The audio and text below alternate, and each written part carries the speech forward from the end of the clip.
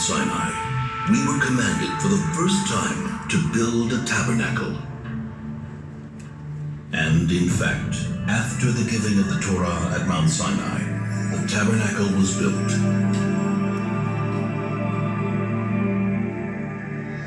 The tabernacle is a portable, temporary temple. But for 39 years, it accompanied us in our wanderings through the desert, taken apart and reassembled again and again. After entering the Holy Land, Joshua established the tabernacle in Shiloh. The Shiloh tabernacle is built of a stone foundation and wooden beams, and covered by layers of fabric, a combination symbolizing the transition from a temporary tabernacle to a more permanent one.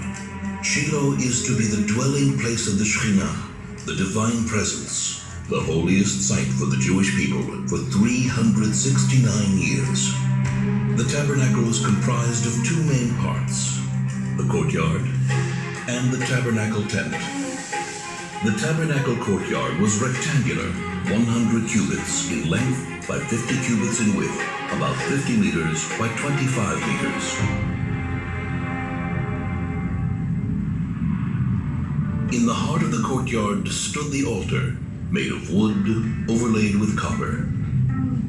On it burned the eternal fire, on which sacrifices, meal offerings, and wine offerings were made every single day.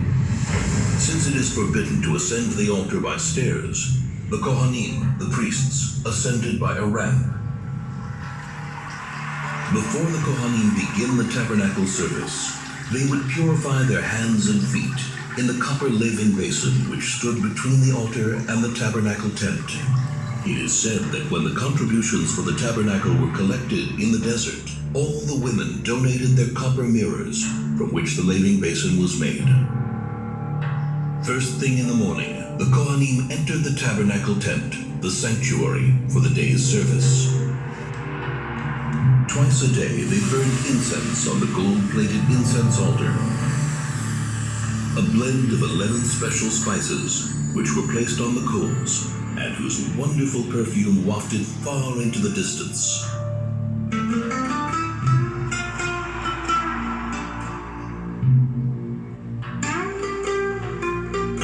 Once a week, 12 special loaves of bread were placed on the golden table, which stood at the north end of the sanctuary. The secret method of preparing the showbread was passed down from father to son.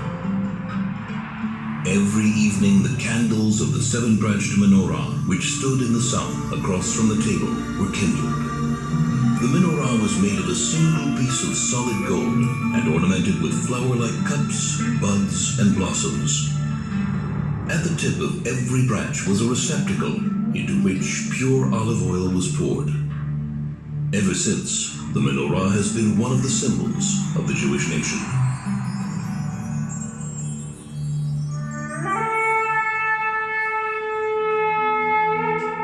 Once a year, on Yom Kippur, the Kohen Gadol, the high priest, entered the Holy of Holies. In the Holy of Holies stood the Ark of the Covenant, on top of which were the curtain and the two cherubs. The cherubs were in the form of two angels, facing each other, with wings outstretched over the Ark. Inside the Ark were the tablets of the covenant, the first tablets, which were broken by Moses, and the second, unbroken tablets. The tablets and the broken tablets lie inside the ark. This is the place from which God's voice is heard.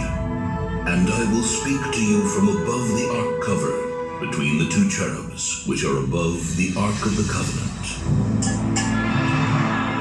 The tabernacle is a place of meeting, where man meets himself, where man meets his brothers and his people, where man meets his Creator.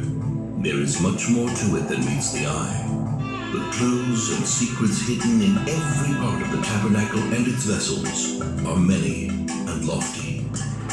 For 369 years, the tabernacle dwelt in Shiloh until the city was destroyed by the Philistines. It then wandered until Solomon built the temple in Jerusalem. But to this very day it is said, If you stand where the tabernacle stood and take a deep, deep breath, you can smell, if only for a moment, the scent of the incense which still suffuses the walls.